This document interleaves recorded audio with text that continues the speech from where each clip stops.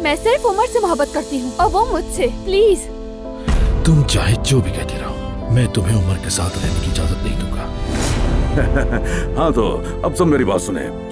जिनके वीकेंड के प्लान्स हैं वो मनसूख कर दें, क्योंकि इस वीकेंड पर आयशा और मेहमद की मंगनी हो रही है, वो भी इसी घर में।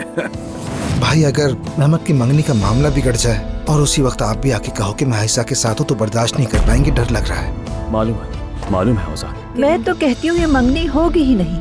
अम्मी क्या मतलब कि नहीं होगी, ये आप क्या कह रही हैं? कितना चाहा था मैंने कि तुम और हमीद एक घर बसाओ, और तुम तो मेरे बेटे के लिए मौजू लड़की थी।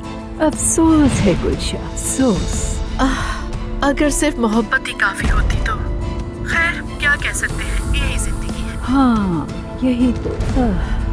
या तो तुम मेरे साथ मंगनी करो और ये बातें बुलाकर मुस्तकबिल की तरफ देखो, या फिर जिससे तुम मोहब्बत करते हो उसके बाप के मौत की जिम्मेदार बनो।